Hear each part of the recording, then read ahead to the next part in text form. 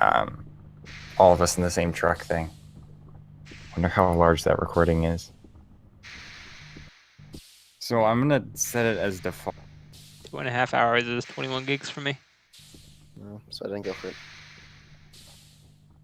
Let's see.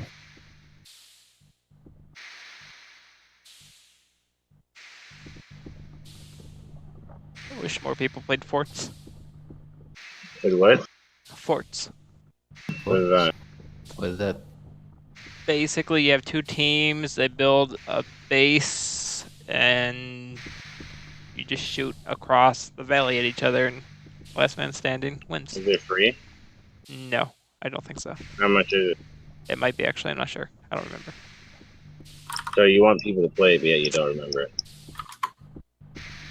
$14.99. Ooh, it's too expensive for me.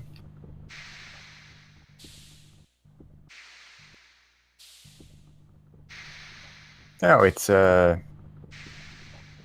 that 2D game? Yes. Yeah, that's a 2D game. I don't ever play 2D games, so. Yeah, I don't like the only 2D game I've ever played was like Mario. Oh gosh, I'm the technical test server. I need to get Watch Dogs 2, man.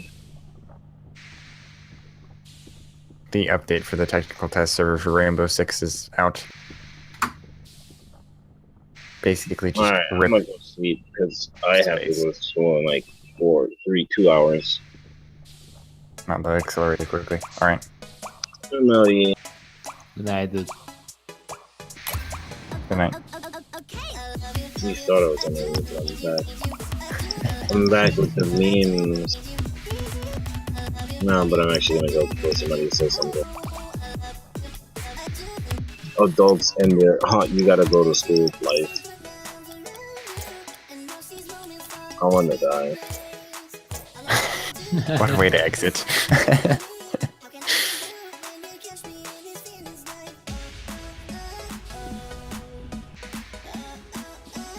Yeah, so this morning it was like 3 a.m. or something, Yeah. and I said I'm gonna play some Watch Dogs and then I'm going to bed. Just for a while. Then after that while, I finished this mission and then I look into the window and it's the sun. It's day. I'm like, what the hell? That's what I'm always careful about. I never want that to happen. At like 6:30 in the morning. I'm like, what the fuck? Yeah. I am afraid of that happening. Also, Midnight just messaged me with an extremely drawn-out blah. Extremely well. I can just forward this to you guys. This is prime content. So I can't touch anything. What? Your flying challenge map. Yeah, you can't touch anything except for the sand pads. I'm going to.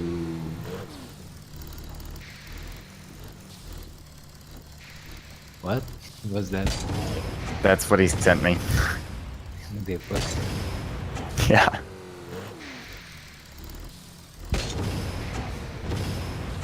And it may seem incredibly difficult, because it is, but you'll get better at time, and especially if you do that now, and you can actually, like, aerial through the entire map, if you could, like, all out do that, you could be incredible for the amount of hours you have in the game. Yeah. So. Okay, I'm gonna restart my computer. I'll be back. Alright. I'm thinking I might get off. Oh, Just wait. Just in case we might. Yeah, good night. Look at this, got real hard, real fast. Yeah. Just especially the dribble challenge. That's going to be incredibly difficult to start because you have to pop up the ball at the beginning and then figure out how to keep it on top of your car, and that's not something simple. So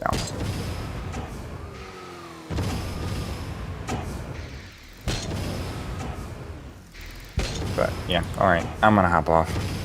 I'll see you later. Yep. See him.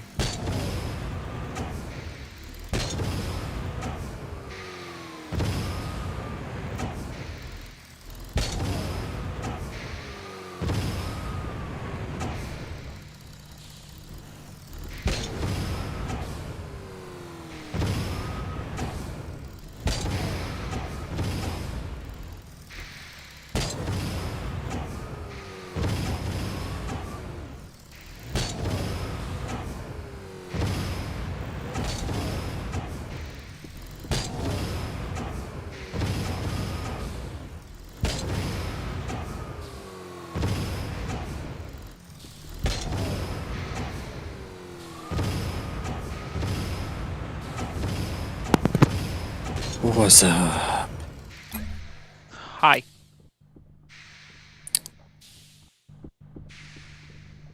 I need somebody to keep me company while I play this horror game in the dark. One problem with your theory. I'm not What's- gonna what's- be here much longer. God damn it. What game you playing? It's called Husk. Never heard of it. It's a really, really visually pleasing game. It's made in the newest Unreal Engine, so. Fancy. And then it's also a horror game, so it's like extra creepy because it looks kind of real.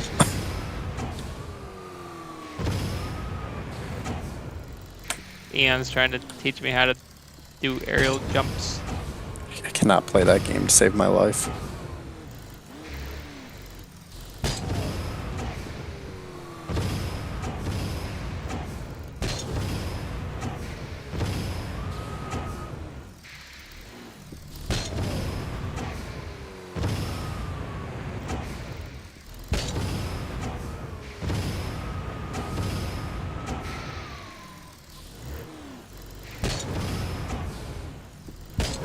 How long have you been practicing aerial jumps for?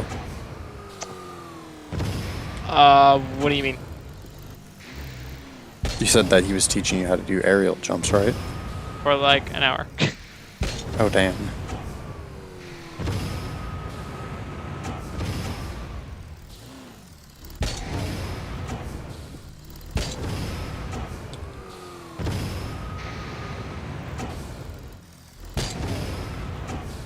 I think it would help if I wasn't playing against people who are way better than me. Yeah, that would actually make a difference.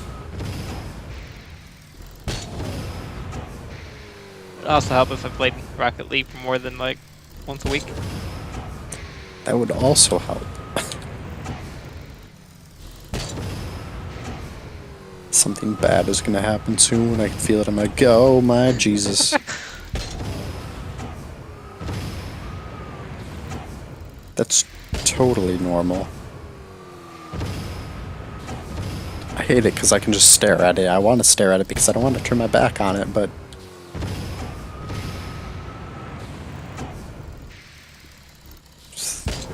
It's... Nope. Have you played the new Resident Evil game?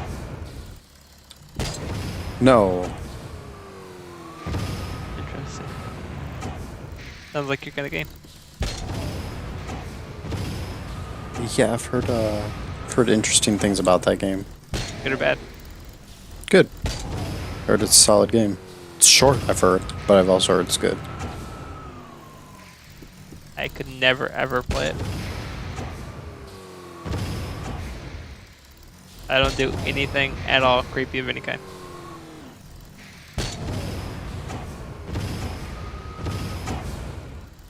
I'm sorry, what'd you say?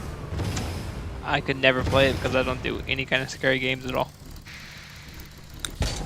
It's been a while since I played a horror game, so this is way too atmospheric for me at the moment. Like, oh god, no.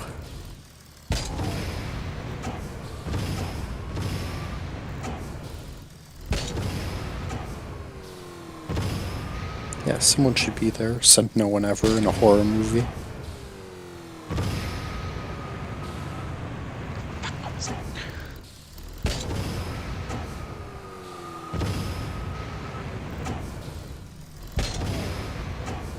The monsters are totally gonna start attacking soon. I can just feel it.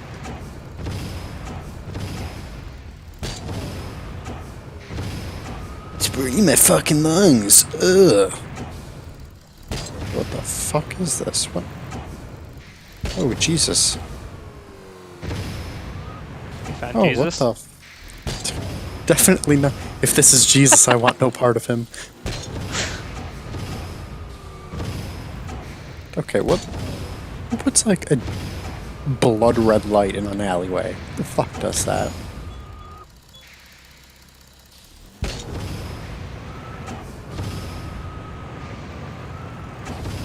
Don't blow it now, goddamn.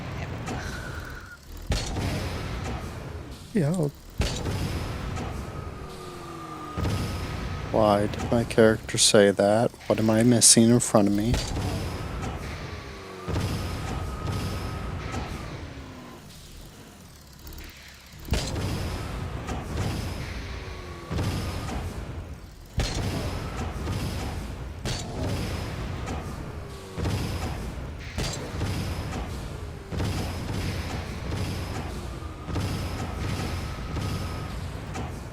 I'll be right back.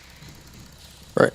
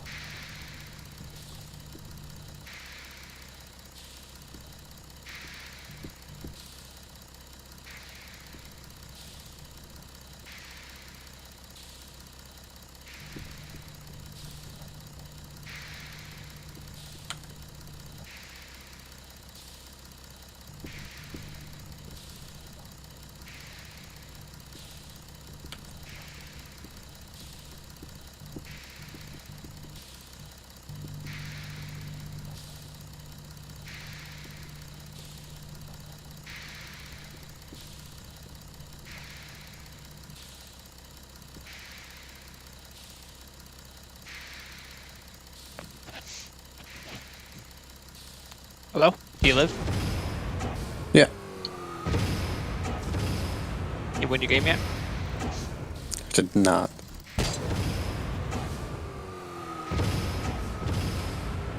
Does scare you yet? Yeah, it's pretty fucking creepy.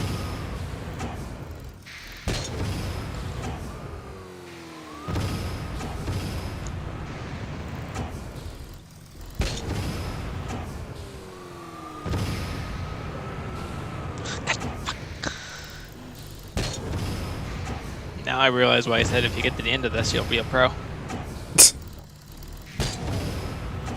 You get around the second barrier, and then I forget which way turns me which way. Right.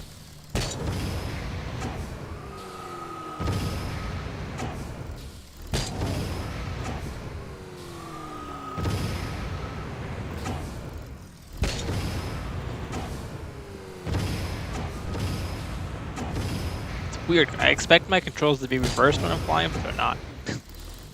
Mm-hmm.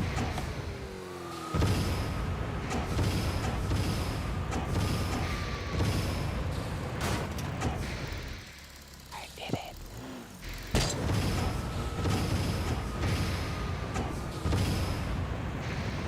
Um.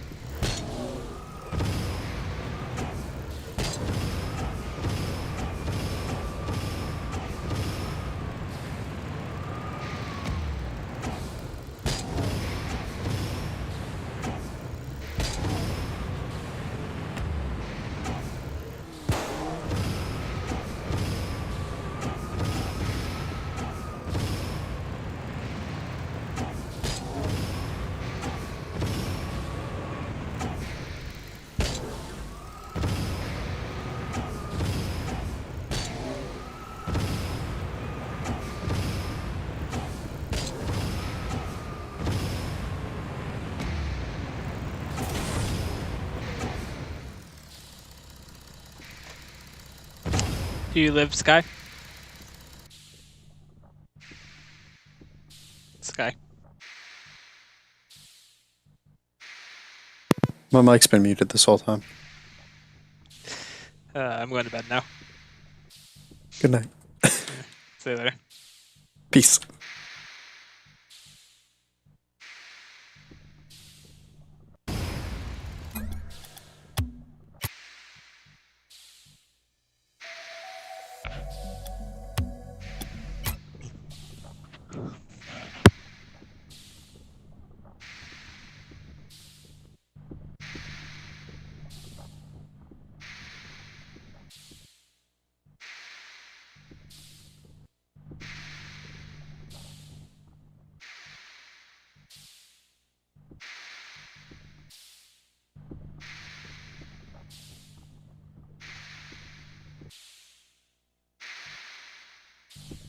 This video from CES 2018 is brought to you by Dollar Shave Club. Get a great shave for just a few dollars a month at dollarshaveclub.com/Linus, linked below. So we're here in the Corsair suite where they are going more tempered glass and more RGB than ever before. What a freaking surprise. So behind me, I've actually got a case that includes no RGB lighting whatsoever. This is the Obsidian 500D, and I'm just going to put it in front of that one for reasons that I will reveal quite shortly. This is Corsair's first case with integrated native USB Type-C in the front, including that 20-pin connector on the inside that is supported on newer motherboards. It's got a tempered glass side panel. It's got support for 2 hard drives and 3 SSDs on the back of the motherboard tray, and water cooling support is actually pretty wide open as well. It can take up to a triple 120mm in the front and a dual 140mm in the top, and part of that is thanks to its extremely efficient use of its internal space. So it's got a lot of room up here for a big radiator and fans, and then it's almost no clearance between the motherboard and the power supply basement down here. Now this guy's gonna be $149 or something along those lines and should be available pretty soon, but honestly, this isn't the one that I'm that excited about. Oh yeah, there's a removable fan filter. Not sure how it comes out, but there you go. Removable fan filter, so I'm just gonna put that aside. Be right back. This is the sexy one. So this would cost quite a bit more if it were to make it to market. It's got curved tempered glass on the front, just like the concept slate that we showed off last year, Slash did a video of quite recently. It's showing off the vertical GPU mounting that is also available in its little brother, and it is also planned to include Corsair's Light Loop RGB fans. So the plan, if it were to become a real product, would also be to include a Corsair Commander Pro, so you can RGB effect it up, and estimated, maybe hypothetical pricing, somewhere in the $250 range. And for how good this thing looks, it could be the case to beat if you're into mid-towers with tempered glass and RGB. But let's say you're not into RGB and you want to spend a lot of money. Corsair has a new power supply for you. It has been 4 years since the AX1500i, and it finally has a big brother. Although it should be noted, it's actually 2 centimeters shorter. This is the AX1600i. It uses gallium nitride MOSFETs in order to achieve its astonishing 94% efficiency at 100% load. That is 4% higher than the 80+ titanium spec. So the reason Corsair hasn't done a successor to the 1500i is that anything higher than that would trip a 120 volt North American breaker anyway. Well, they got this thing so efficient that it's only pulling 1730 watts from the wall at 100% load, meaning that it won't trip your breaker. Woo! It also comes with Corsair Link support, and my favorite, this was actually something that I suggested to Corsair at one point. Magnetic. Why do you guys just have these stickers that you can't remove? I was like, can I get a new sticker? Why don't you just do a magnet? Oh, look at that! Oh, it's got magnetic logos, so you can put it on whatever way you want. It comes with blue and red and white, and then the stock is just the traditional Corsair matches everything gray. This guy's gonna be priced at $499.99. Holy sh**. Okay, well, Thanks to Dollar Shave Club for sponsoring this video here at CES 2018. If you haven't tried Dollar Shave Club, it is about more than just razors. They've got razors.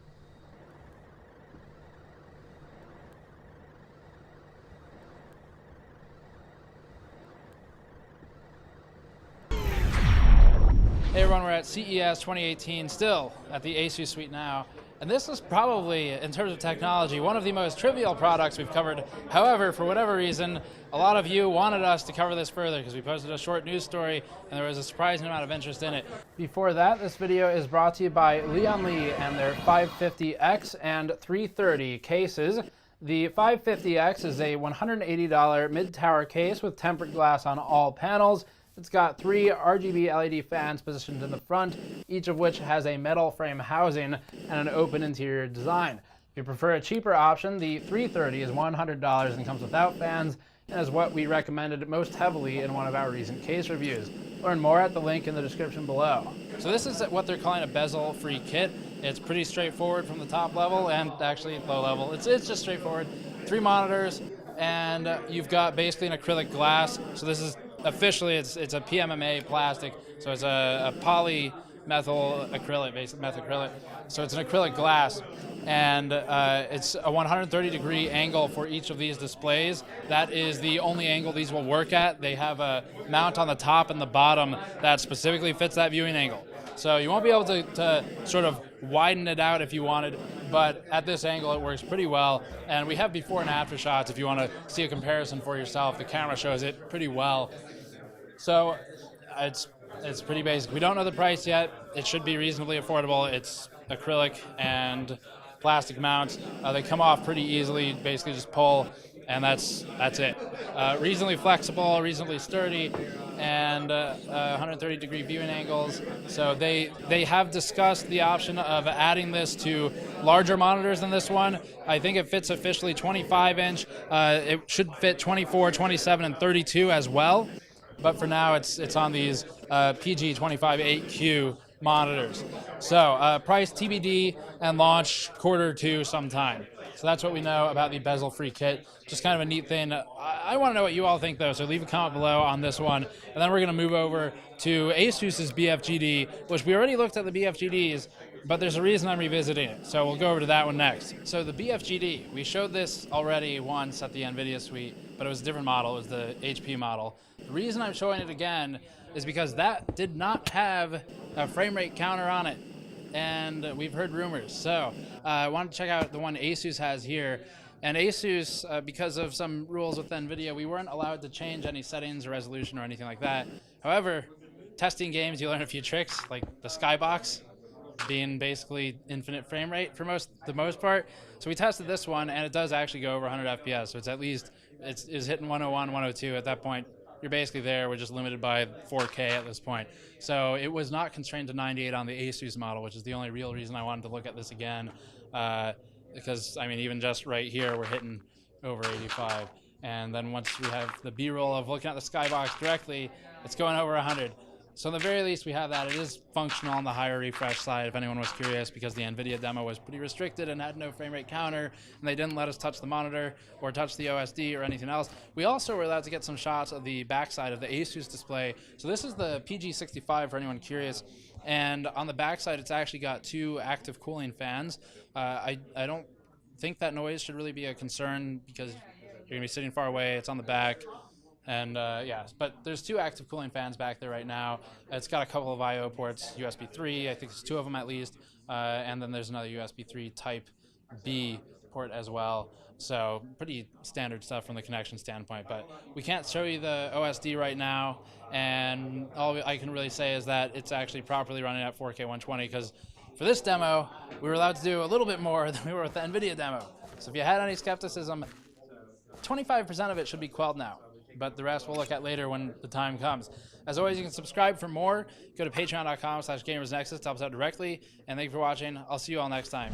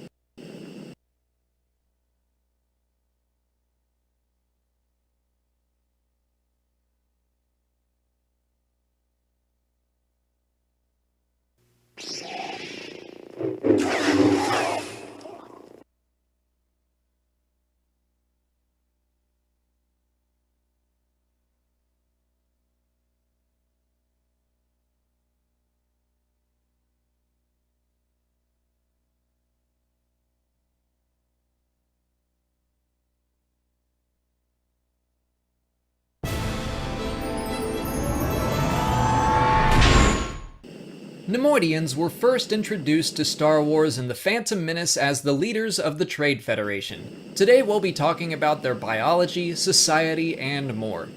Nemoidians were humanoids originally from the planet Nemoidia, which was located in the Colonies region of the galaxy.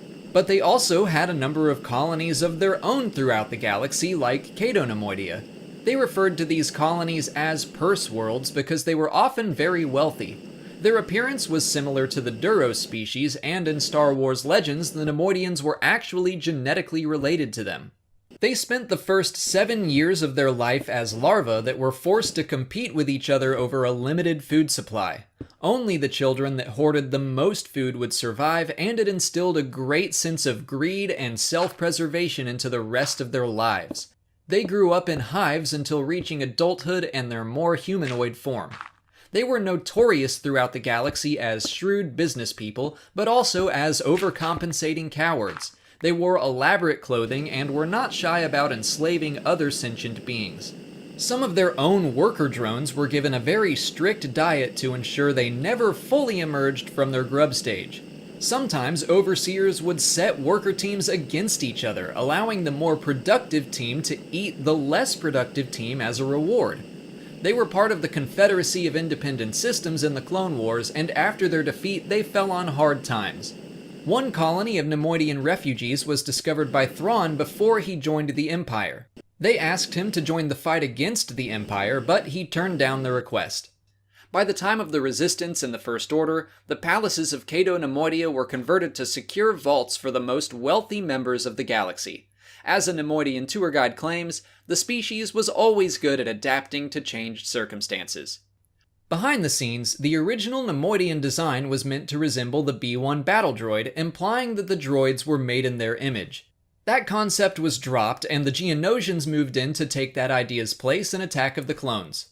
Additionally, concept art for Darth Plagueis portrayed him as a Nemoidian, making a stronger connection between Darth Sidious and the Trade Federation. And that's about all we know about Nemoidians right now. Are there any other species you'd like to see me cover like this? Let me know in the comments. And check out this playlist of species I've already talked about if you're interested in seeing more.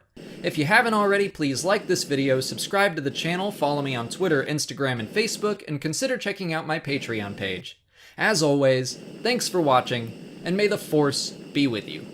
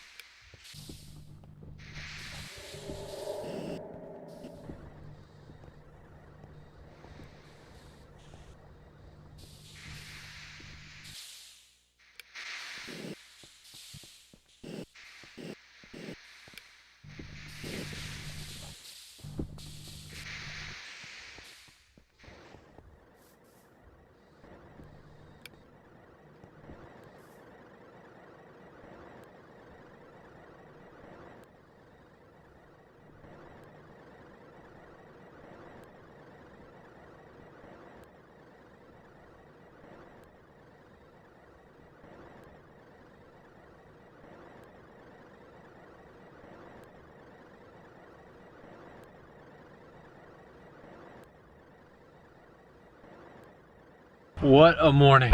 The lack of sleep and the lack of coffee is definitely kicking in to kind of get all this stuff done with such a quick turnaround. It definitely puts a toll on sleep. It also takes a lot of coordination. So since we ran into that issue with the injector seats not being the right size, I had my friend Matt run over to Palm Bay. He's grabbing a set of injector seats from the Monster Performance guys. They're gonna lend me a set. Our original plan of bringing the car to get degreed while we had the engine in the car, I think would have made things take longer, so I wound up taking the truck and bringing the engine to CW Pence to have them degree it. Meanwhile, I think Alberto probably just about showed up at my house, and I think he's gonna start working on some of the fueling stuff, so it's gonna be a busy day, but we're gonna get the car running and it's gonna rip. It won't rip today, it'll rip tomorrow. Today, hopefully it'll just cruise. The America start, built Ford tough. Check out this sunset right now, it's crazy. I got the engine, hung out while he was degreeing the cams, and oh my gosh. I read online that the 264 cams that I have do have issues with them not being grinded properly and need to be degreed, which is why I got the adjustable cam gears.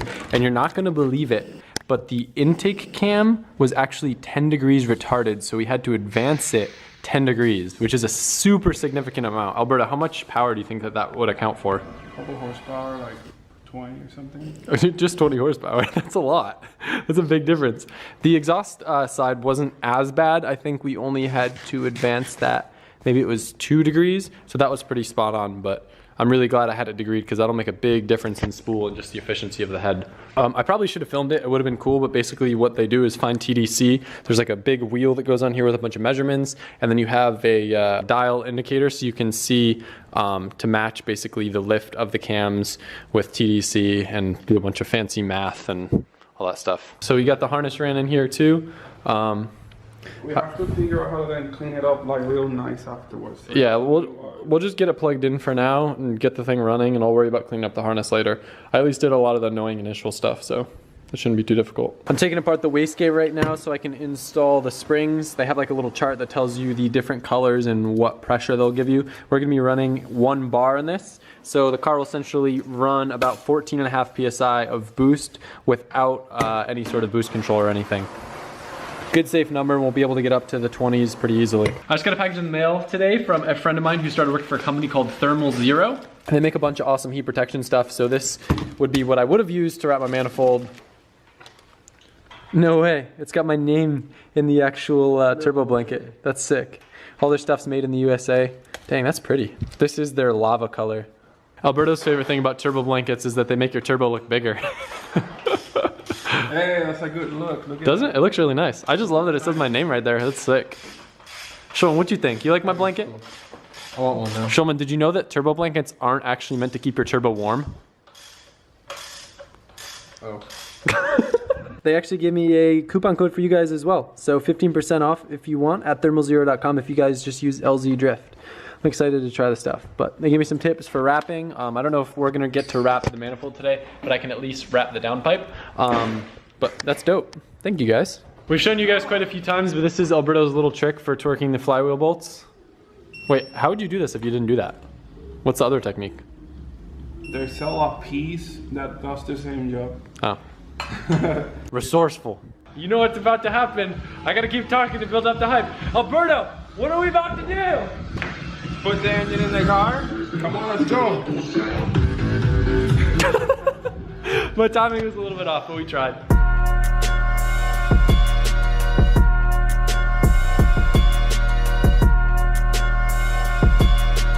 The fun part, running the harness, gets all messy. But I think honestly the hardest part is just like getting these wires to the intake manifold. Other than that, it's pretty easy. I should got the turbo fitment now. Maybe I'll end up like moving it a little bit this way, so it's like closer to this, and then run the pipe underneath, over, and then enter here. Ended up doing this cool thing with the oil drain, so I got like a pre-molded hose, and it worked perfectly. I think it's really hard to get a good look down there, but it goes like over, then over this way, and then over there, and it has a little other piece joining over here. The most important part is that it clears the dry shaft. Just on there, look at the dry shaft clearance for the hose there.